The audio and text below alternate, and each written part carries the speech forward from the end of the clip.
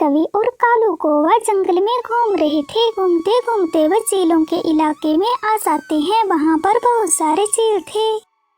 अरे बाप रे बाप, कालू जी यह तो चीलों का इलाका है, हमें जल्दी यहाँ से वापस जाना चाहिए, नहीं तो आज हमारा हलवा बन जाएगा।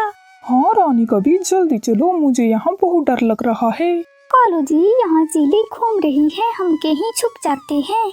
नहीं, वहाँ पर मुझे एक घोंसला दिखाई दे रहा है, चलो वहाँ जाते हैं। कालू और रानी कवि उस घोंसले में जाते हैं। कालू जी जब शाम हो जाएगी तब हम यहाँ से चले जाएंगे। हाँ रानी कवि, उससे पहले हम जा भी नहीं पाएंगे क्योंकि चीलें शाम तक यहाँ घूमते रहेंगी। कालू और रानी कवि शाम होने का इंतजार करते रहते हैं। थोड़ी देर बाद ही शाम हो जाती है। जैसे ही कालू रानी घोंसले से बाहर निकलने लगते हैं, चील आ जाती है। चील, अरे वाह वाह, आज तो खुद शिकार मेरे घर आ गया। आज तो मांस खाकर मजा आ जाएगा। चील जी, हम तो काले कलूटे कौवे हैं, हम कौवों का मांस बहुत बेकार होता है। हाँ चील जी, और वैसे भी हम काले हैं, अगर तुम हमारा मांस खाओगी तो तुम भी काली हो जाओगी। चील सोच में पड़ जाती है। ये कौवे तो मेरे काम आ सकते हैं। मेरे पास एक आइडिया आया है। प्लीज चील जी, हमें मत खाओ, हमें जाने दो। मैं तुम दोनों को ऐसे नहीं जाने दूंगी। अगर तुम दोनों को जिंदा रहना है तो जैसा मैं बोलूंगी तुम दोनों को वैसा ही करना होगा। अरे हाँ हाँ चील जी, जैसा आप बोलोगी हम वैसा ही करेंगे। आप बताओ हमें क्या करना होगा। कौवों, तुम्हारे जंगल में जितने भी छोटे पक्षी रहते हैं, एक एक करके रोज मुझे देना। जब कुछ पक्षी इकट्ठे हो जाएंगे तो मैं अपने दोस्तों को पार्टी दूंगी। मुझे छोटे पक्षियों का नरम नरम मांस खाना बहुत पसंद है। जी, अगर छोटे पक्षियों के माँ बाप को पता चल गया तब तो वो हमारी जान ही ले लेंगे। अभी तुम ज्यादा काम मत करो, नहीं तो मैं तुम्हें ही खाकर निपटा दूंगी। नहीं नहीं चील जी, मेरी पत्नी को मत खाना। जैसा आप चाहती हैं हम वैसा ही करेंगे। हम रोज आपको एक छोटा पक्षी दे आया करेंगे। अब तो हमें जाने दो। ठीक है, तुम दोनों जाओ। अगर तुम कल पक्षी लेकर नहीं आए तो मैं खुद तुम्हें ढूंढती हुई आऊंगी। चील जी, हम पर विश्वास करो, हम कल जरूर आएंगे। फिर कालू और रानी कवि वहाँ से अपने जंगल लौट जाते हैं। कालू जी, अब हम क्या करेंगे? इतने छोटे छोटे बच्चे कहाँ से लाएंगे? रानी कवि, कबूतर का बेटा कुकू नदी के किनारे खेलता रहता है, हम उनसे बहला फुसला कर चील के पास ले जाएंगे। कालू जी, हमारा बेटा भी छोटा है, कहीं चील उसे भी ना ले जाए। अरे मेरी पत्नी, तुम फिक्र मत करो, ऐसा कुछ नहीं होगा। अगले ही दिन कबूतर का बेटा कुकू नदी किनारे खेल रहा था तो कालू रानी भी उसके पास जाते हैं। कुकू बेटे, जरा ये बताओ तुम्हें खाने में क्या पसंद है?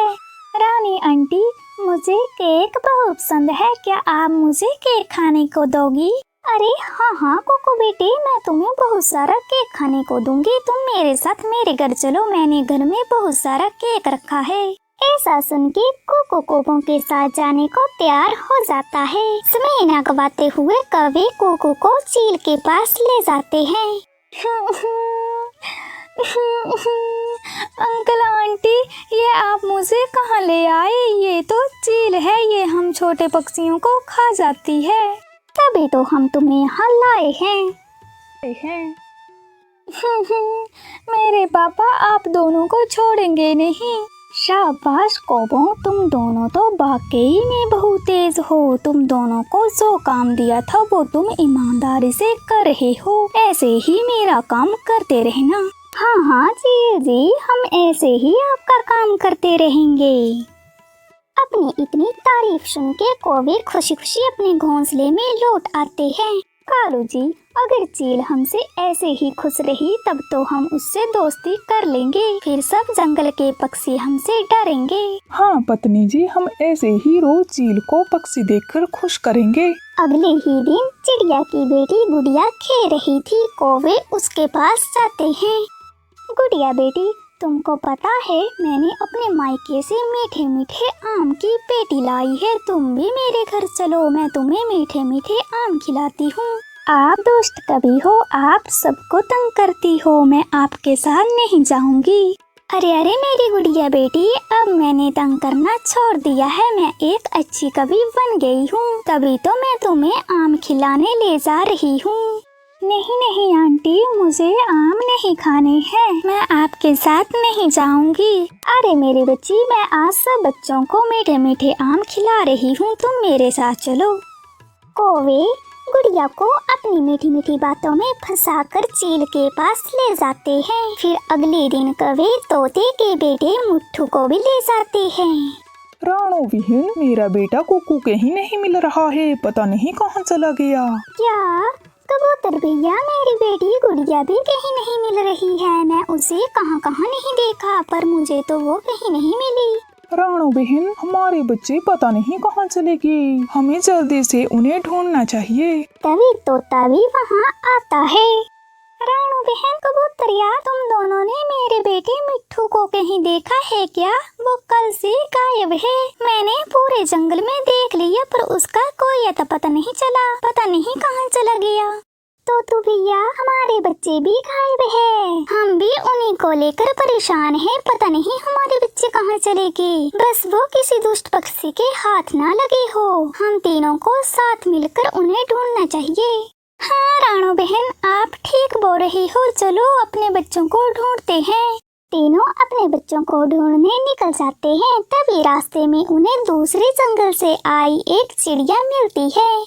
बहन, हमारे 3 छोटे छोटे बच्चे हैं, क्या आपने कहीं उन्हें देखा है? अरे हाँ हाँ पक्षियों, मुझे पता है तुम तीनों के बच्चे कहाँ हैं। तभी तो मैं तुम्हें बच्चों के बारे में ही बताने दूसरे जंगल से आई हूँ। क्या बहन, जल्दी बताओ हमारे बच्चे कहाँ हैं? पक्षियों, तुम्हारे बच्चे चील के घर में है। कोई कवि उन्हें चील के घर छोड़ आए हैं।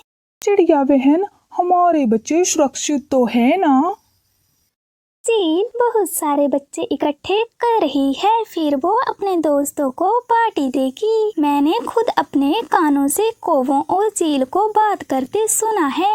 ये काम कालू और रानी कवि का हुआ है। मैं उन्हें छोड़ूंगी नहीं। बहन, आप हमें चील के घर ले चलो। फिर सब पक्षी चील के घर जाते हैं। घर में चील नहीं थी, तो जल्दी से बच्चों को वहाँ से निकालकर अपने जंगल वापस लौट आते हैं। बच्चे भी कालू कौवा और रानी कवि की सारी हरकत बता देते हैं।